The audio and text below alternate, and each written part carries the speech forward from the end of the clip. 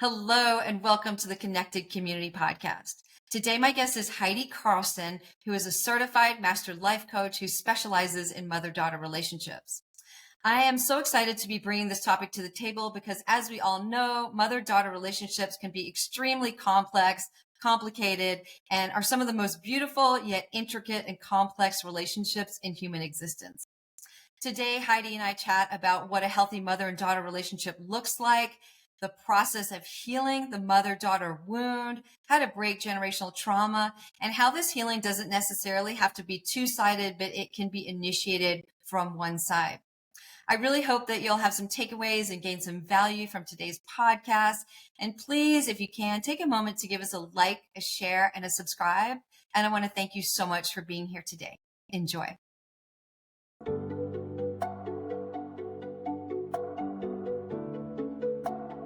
Hello, and welcome to the Connected Community Podcast, a place to explore possibility through mindfulness, movement, and self-discovery. Our intention is to deliver insight and inspiration while fostering conversations that are genuine, unfiltered, and deeply human. We hope you will enjoy today's episode.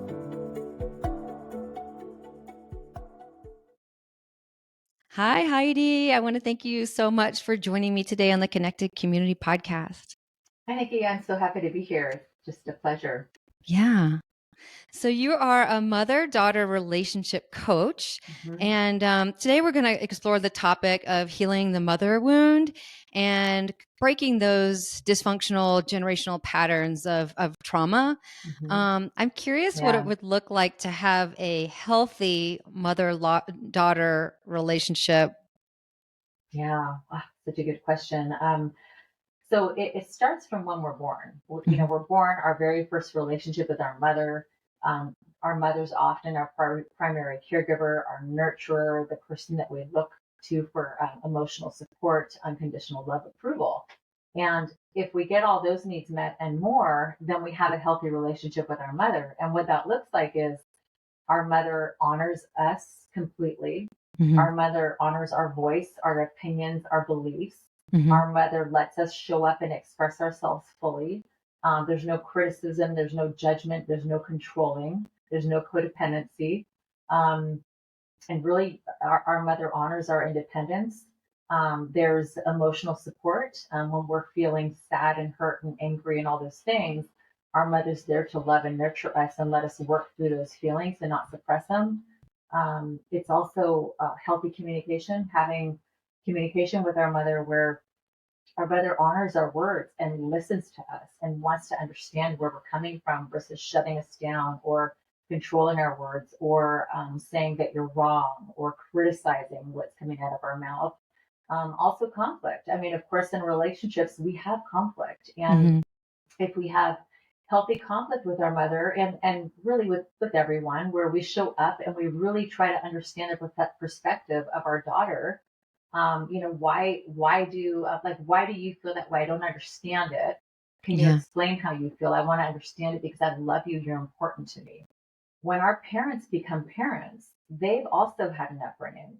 So they're showing up as parents, now parenting us with their childhood wounds, their childhood traumas as parents. And so they're showing up already wounded unless they also did their healing of that. So it's actually quite complicated. Yeah. Yeah. So that brings me to the question of if there is dysfunction in the mother-daughter relationship, and say in your case, you took the initiative to work on yourself to heal that relationship, does it necessarily have to be a two-way street, or is it possible to repair it on one side? Excellent question. And no, it does not have to be a two-way street. And my street was one. It was a one-way street. I did all the work by myself. I showed up a new way, and my mother learned to accept it because she knew that was the Heidi that was existing. No, it does not have to be two ways. I mean, yeah, ideally, if we continue the journey, heal ourselves, and do all the work, then we start to show up differently in the relationship with our mother along the way. And the hope is that the mother will follow suit and will start to honor the new way. And that's not always the case. In my case, my mother did, but it was an uphill battle for a while. At some point in our life, we realized, like, wow, have these issues with my mom. But we also realize is that I have these wounds when I show up in relationships. I'm really insecure. I don't know how to use my voice.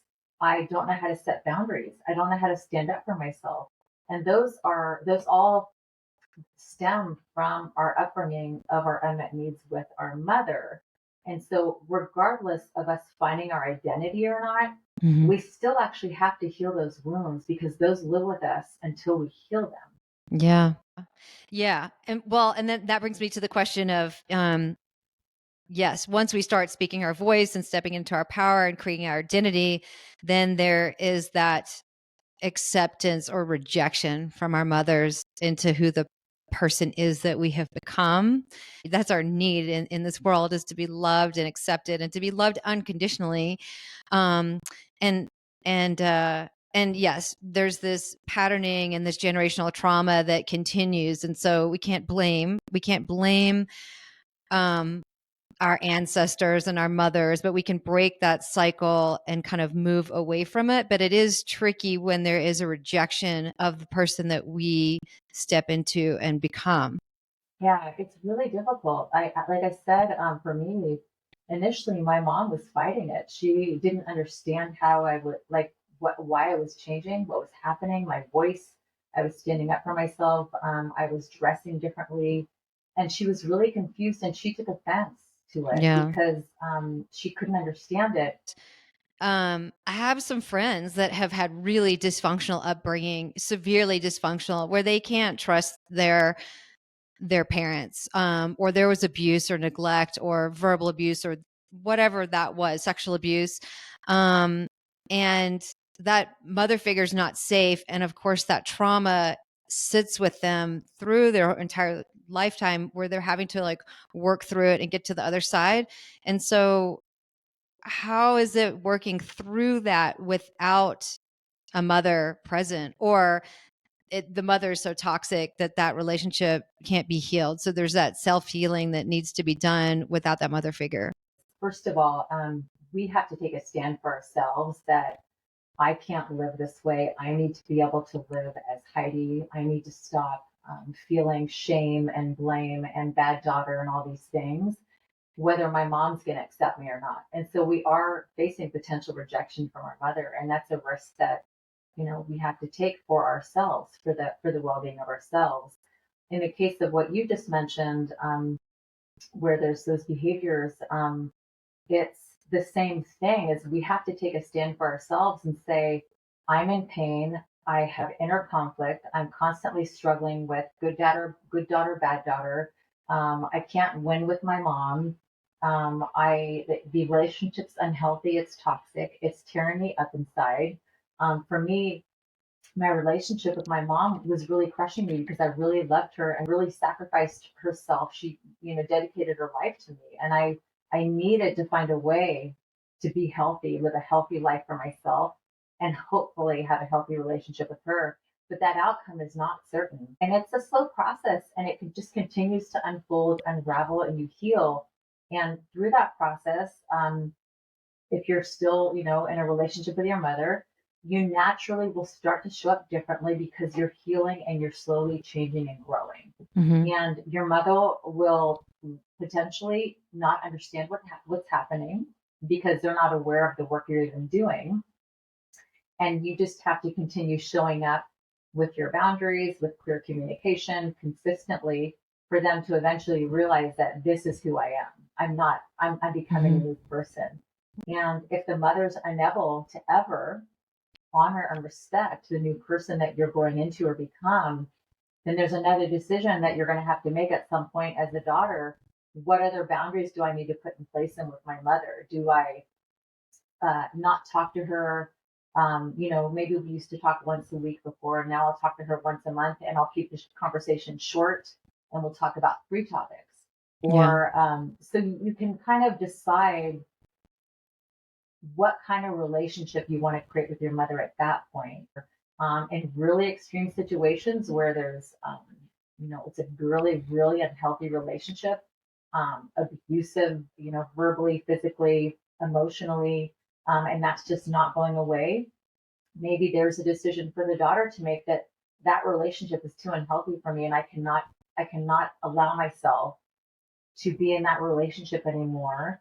And keeping in mind too, like if we have children, our children are now subject to all of this, Mm-hmm. subject to our wounds, subject to the grandmother now who maybe emotionally, physically, verbally abuses. Like, do we want to expose now our child to the Yeah. same upbringing that we had, right? So there's some big decisions that you have to make as a daughter.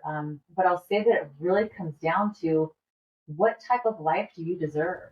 Mm-hmm. And Yeah. honestly, when our relationship with our mother is unhealthy, it impacts all of our other relationships. Yeah. So it we can choose to not heal our mother's relationship, but we're still going to show up in our marriage and our partnership and parenting Mm-hmm. with wounds. Yeah. And I Yeah, feel like when that wound with our mother appears, it ends up creating a limiting belief. A lot of times for people, it's a common limiting belief that they're not worthy, they're not worthwhile, they're not lovable.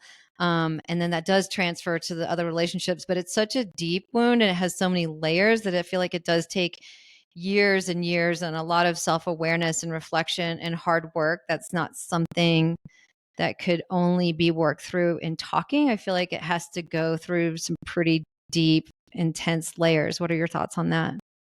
yeah. So when I started therapy at 19, it was all talking, and I continued doing therapy for quite a while. It was all it was all talking, and it helped me. I learned how to establish boundaries. I learned how to start communicating better. I learned how to start standing up for myself. So um, there can absolutely be talking and healing, 100%.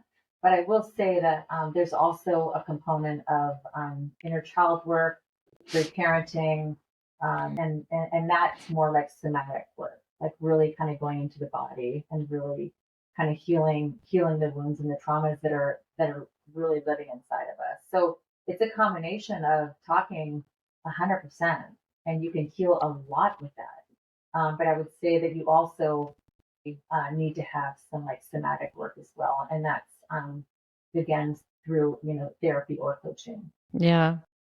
I feel like boundaries is one huge category all on its own because a lot of people don't know how to set boundaries, set physical boundaries, set energetic boundaries, and then speaking, using our throat, using our voice, standing up for ourselves. Like that's another huge barrier for people where they don't have that ability or that confidence, or when they've done it, it hasn't been received by, say, their mother.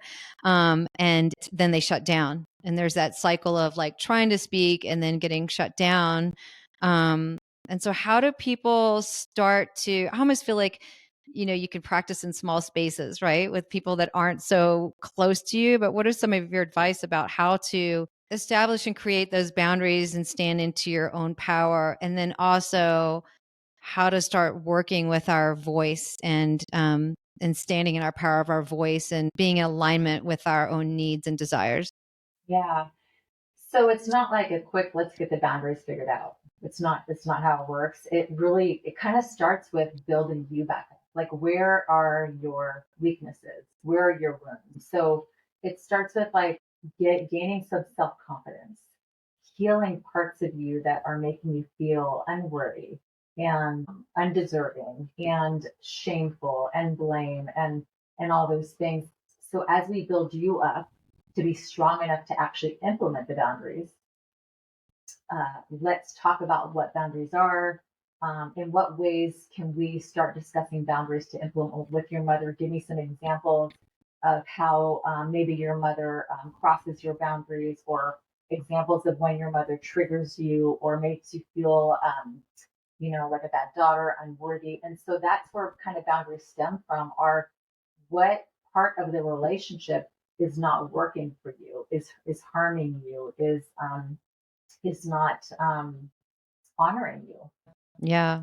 And Yeah, I think there's like those physical boundaries where it's like, don't come over without calling first. And then there's that boundary of, I'm not okay with you criticizing me, or I'm not okay with you making judgments about my hair or my clothes or whatever it is. There's so many different categories of how we can set boundaries, starting with Yeah. like tiny ones and then giant ones. I mean, there's been in my own personal, and I have a good relationship with my mom now, but there's times where things have come up where I've said like, I need space to sort this out. And so I can't talk to you for a while until like, let me sort this out and come back. Um, I don't want comments made about my weight, something like that, right? Like there can be Absolutely. little things that we can practice. But my mom was able to receive some of those. And I think when our moms aren't able to receive that feedback, that's when it gets really tricky, because then we're trying to initiate those boundaries and we're getting shot down. And maybe that'll be the case always, is that in that relationship, in that particular relationship with that mother-daughter, that maybe that mother won't ever be able to get there. And so I feel like then that there's that boundary to us, right? Are we going to accept that? Or like, you can't change somebody else. So you have to change what you're doing. Yeah. And it would either be accepting that or walking away from it. What are your thoughts on all of that? Yeah, and I would say that it's not necessarily walking away. It's setting your boundaries and sticking to them, and Mm-hmm. not wavering. It's like, these are my boundaries. So I would say that you're not walking away from your mom, but you're making it clear, in order to have a relationship with me, this is the type of relationship I need and expect and will accept. Yeah. And a mom can take that information and take some time. It could take a month, it could take 2 weeks, it could take a year.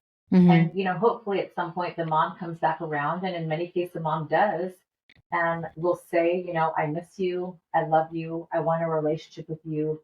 How can I show up and make it work? Yeah. Right? That's what our Yeah. hope is. But like you said, we can't control the other person, and we can't control how they're going to continue to show up or choose to show up or change. Some moms can completely show up and apologize for everything. And some moms will, maybe not be able to, for, whether it's their own wounds and traumas that they haven't dealt with, or they're just completely unaware, but they still want a relationship with you. So they want to show up somehow, some way to make it work. Yeah. I feel like there's also another aspect of this is like, yes, it's this one-sided perspective of being the subject of our mother and being the subject of whatever it is, criticism, boundary crossing. And then there's another layer of compassion for our mothers for what they went through. I was hard on my mom, and then I started looking into her history and how she was raised. And her father was in the war and came back with PTSD, and her mother had codependency things, and which again, that generational trauma trickled down to me. And so I think part of breaking that cycle is seeing the cycle, seeing the ancestry line and the dysfunction, and noticing it, and then having awareness around what our parents and our grandparents went through and why they are the way that they are, and having compassion and kindness around that. Because that also allows us to have kindness and compassion around our own situation, right? Because they impacted me in this way, but they were impacted in this way, and didn't have the skills and the abilities and the techniques to move through that trauma on their own. And so I feel like there's that full circle of understanding in order to completely heal. Otherwise, Yeah. it seems like it's kind of one-sided. Yeah. So compassion is one of the steps of the healing process of the mother-daughter relationship, and really probably with any relationship. But compassion's a big piece. It's important for us to develop self-compassion for ourselves, Yeah. and have grace and understanding that, we're imperfect beings. We're going to show up imperfectly. We're doing our best. And then it's also important when healing the mother-daughter dynamic, and it comes up at the proper time, but really, as you go through healing, you come to a point where compassion starts to fold into the process. And it is a big part. It's a big part to understand that our parents were doing the best they could with what they had. Like, they're not intentionally trying to ruin our lives, be bad parents, be unhealthy parents, talk to us in criticizing, judgmental ways, right? They're showing up the best way they can with what they had, what they learned, the way they were raised, their generational trauma. My parents were forced to get married at a very young age. They were immigrants. My mom was robbed of her education and was forced to marry at 16 years old against her will. She had 5 children, and she was in a very unhappy marriage with a lot of struggle, a lot of issues. And she showed up for us. She still showed up with her the best way she could. And it was, she had wounds, she had traumas, and she raised us the best way she could. But that included raising us with, unhealthy communication, emotional suppression, no awareness of boundaries, codependency, people pleasing. And a lot of that stems from her upbringing and generational trauma. She didn't choose to bring that into her parenthood. And the thing is with parents, they're unknowingly parenting us with generational trauma and with their wounds and trauma. I didn't go into parenthood knowing, okay, these are my wounds, these are my traumas. I'm not gonna, pass them on to my son. I had zero awareness at the time when I was a child in 2008. However, had learned that through my healing, and I healed all of it. I was like, there is no way I'm passing any of my known wounds and traumas onto my son. Yeah. And so I worked very hard to not pass that on to my son, because you know what? Parenting is very difficult. Regardless, we're going to make mistakes. Regardless, we're going to disappoint that child. And the hope is that we don't create new wounds for them, and we probably will. Yeah. It's just a reality. It's a reality. Yeah. Yeah. I always say that to my husband that, we have a little boy, and I'm like, one day, because we're doing the best we can, and we think we're doing a pretty good job, and I'm like, he's going to be something's going to come up that he's going to have a grudge against, and we're doing our best, and that's just kind of expected because But one important thing I want to say to that is, what's most important, knowing that, our kids aren't going to be raised with disappointments. I mean, that's just life. That's a human experience. But what's most important is that they're being raised in a secure environment where you are loved. I love you no matter what. Your voice is always important. Speak to me about your feelings, your desires, your dreams, your pain. So if we can provide that foundation to our children, which is really doing our best to meet their needs, then they're growing up and going into life secure and confident. And they're really set up to have a successful life and relationships where we are showing them that they are loved, they're important, they matter, they're worthy, they're valuable. I approve them every day. Like that's the most important thing that we can do as parents today. Yeah. Yeah. Well, I mean, and the statistics for sexual abuse are so outrageous. 50% of girls, and it's pretty high for boys too, and that's underreported. So a lot of kids are not coming from securely attached households, or they weren't able to use their voice, or they didn't feel safe, and that's a huge problem. And there's science around that children and babies need to be, certain things need to be happening and giving, and experiences need to take place during their upbringing for them to have a secure upbringing, in addition to the parent showing up consistently with love and adoration, and for the baby to trust that whenever they cry, the mom's going to pick them up. Whenever they are distressed, the mom's going to love and nurture them and hold them and give them kisses, right?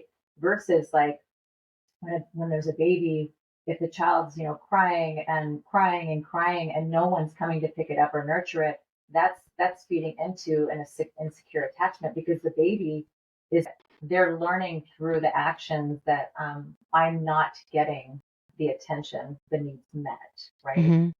And that does feed over time into insecure attachment. Yeah.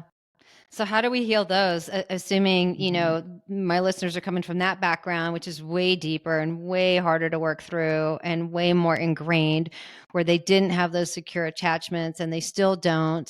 And so there's not that level of trust. There's not that level of safety. Then where do they begin to unfold this process for themselves? Yeah. So it's really the same. That's part of the self-discovery process and personal growth process, is as I work with a client, we start to uncover what areas are you struggling with, and that the insecure attachment the attributes of that start to come up. That, whenever there's adversity, you run away. Whenever someone wants to get close to you, you don't know what to do. You're not comfortable with that personal closeness, and those all feed into your different attachment styles. And so it's part of the same process. It's deciding for yourself that I want to break free from my unhealthy attachment with my mom, and the unhealthy attachment that I created, that was developed for me through my upbringing. Yeah. And I want to work through my pain and struggle and inner conflicts. Yeah. I Yeah. feel like in order for somebody to do that, they have to be really willing to face their demons and to go into some pretty dark spaces to touch that trauma and feel it and release it from their bodies, because it's so deeply stored in our bodies in layers and layers and layers. And I think it takes a lot of courage to be willing to go down that path. And I kind of almost, for me, I believe that you can't move through something without feeling it. And that is layers and layers. It takes courage, but it also takes you deciding that you're worth it and that you deserve a better life for yourself. And that, are you going to choose a path of ongoing pain, where, you don't have control of your relationships and you let them control you? Or are you going to choose a path of, I deserve it. I want a happy life. I want a peaceful life. I want to feel secure. I want to accomplish my goals. And in order to do that, I need to be at peace with myself. And then we couple that with, like, if we're going to have offspring, I feel like it's our duty to heal our wounds and traumas so we don't pass those on to even our children and our daughters. Yeah. I like And what you said about the triggers, because I feel like the triggers are the key to our shadow work that we need to do. So when we get triggered, then that's when we get frustrated, when we get angry, when we get bitter, when we get sad or depressed, when those triggers come up, then that is a key, and like to the deeper aspects of what's going on. It's like a window into where we can go to heal some of our pain. yeah, I mean, our triggers are like instant identifiers of our wounds. Yeah. So, when I get triggered when someone's not honoring my voice, I have some sort of a wound with people listening to me talking or honoring what I have to say. So our triggers are a great part of the healing journey, and really like markers for us where to give our attention to. Yeah. Yeah.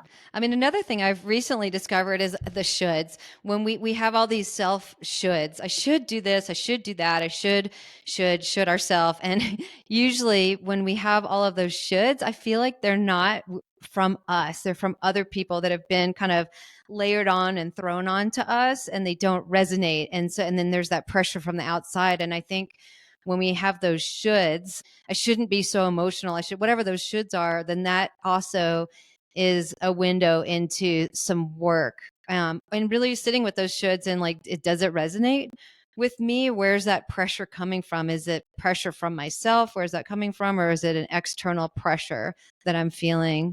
Yeah, so that definitely stems from our programming, whether it's from our upbringing with our mom, our dad, the environment in which we grew up in, life experiences, even it could be former jobs where we had very critical, judging bosses.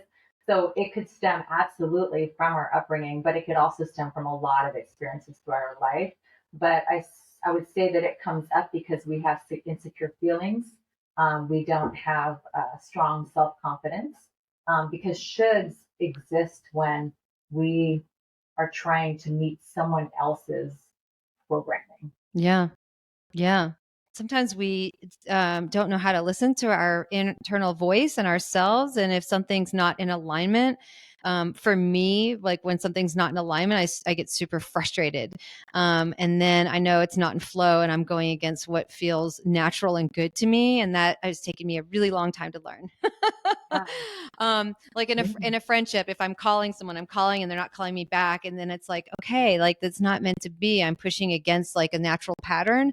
And I think we sometimes are so is seeking validation externally, that we forget to go inside ourselves and listen to our own inner voice. And like, does that feel in my body? Does that feel in alignment? Because when something doesn't feel in alignment, it doesn't feel good in our body. If we agree to do something, if you ask me to go to lunch and I really don't want to, and I say yes, and then it just doesn't feel good in my body. And we learn to ignore ourselves and our feelings and our emotions. And that's such a good guide for us, is to go inside. And so many people are so scared to do that because I feel like, and I've had this and I've heard this from other people, there's that fear.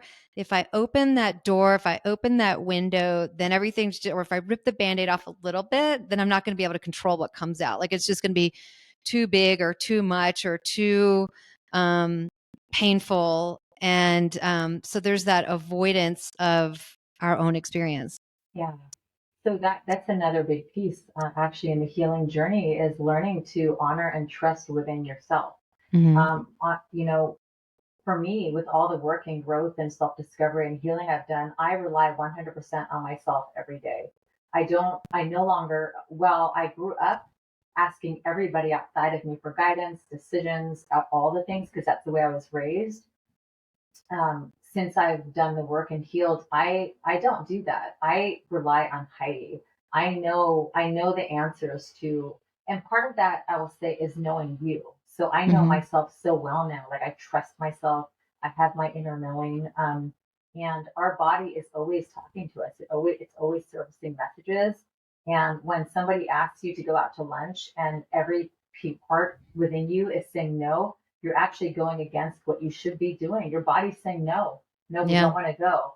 And you saying yes is not honoring yourself. And so that's just, again, feeding into the wounds, right?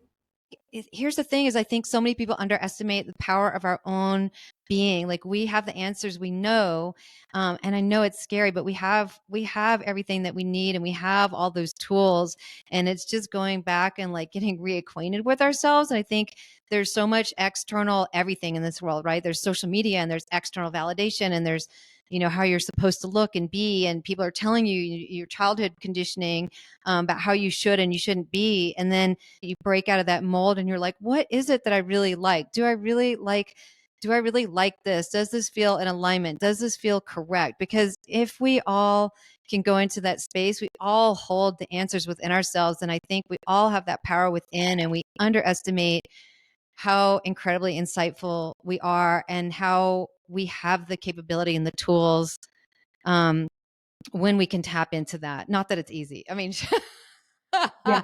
if it were only that easy. Yeah. So I will say that part of the journey of, like, healing and then healthy relationship is building a healthy relationship with yourself. And that's really the key, is when we build a healthy relationship with ourselves, then we now know how to show up in other relationships in a healthy way. And part of that is knowing your identity and being self-aware. So when we know our identity, when we know exactly who we are, what we stand for, what are our core values, what are our intentions, what matters to us, what are our non-negotiables, when we know all of those things, and then we also learn to become self-aware, that helps us make all the right decisions.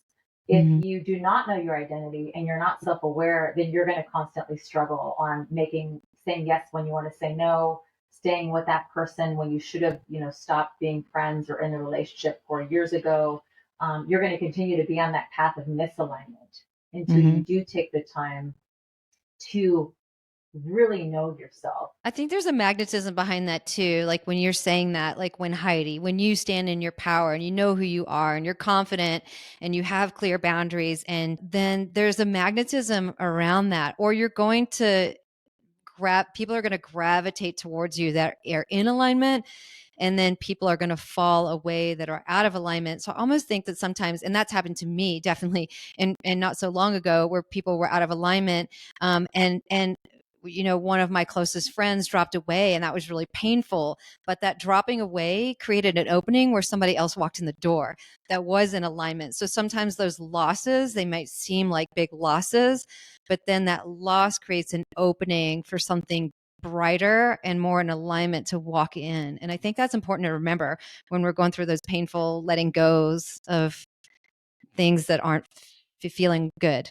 So powerful. Yes. So, when we start to get to know who we are and our identity and start to live in flow and live in alignment and make the choices that are aligned with the person that we are, um, things and people do start to naturally fall off, whether we're kind of creating space or they're creating space, or we're just not showing up in the same places anymore. And what's happening is with that, as you mentioned, we are now opening up space for all the right things and people to come in. Yeah. Yeah. Beautiful. Yeah. Yeah.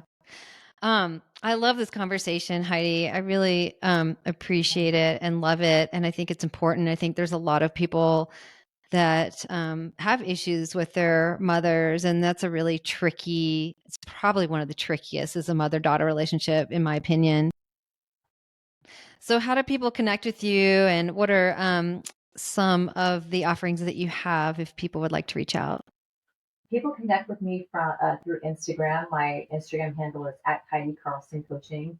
And on my Instagram account, I have my link in bio. They can click on that, and it shows all the different ways they can work with me. That's one-on-one, small groups, and such. And another way to connect with me is through LinkedIn, which is Heidi Carlson Coaching. And if they're not on social media, they can email me at Heidi@HeidiCarlsonCoaching.com. And I do offer a complimentary connection call to meet and see, what are your needs, what are your struggles, how can I help, and see if we might be a good fit to work together. I am on a mission to help women break free from their unhealthy mother dynamics and create a life of peace and fulfillment. That is my goal, and that's really why I shifted careers. Was I am so passionate about us all living a life of peace and having a chance to create the life we want. I want to help women do that by breaking free from their unhealthy attachments with their mother. Well, thank you so much, Heidi. It's been a pleasure chatting with you, and I appreciate your time today. You're welcome. It was wonderful, wonderful conversation. Thank you for Yeah. having me. Thank you for listening to the Connected Community Podcast. If you enjoyed today's episode, please like, share, and subscribe. I can be found at www.nikkiyyoga.com, NICKYYYOGA.com. Until I see you again next week, I hope you have a beautiful day.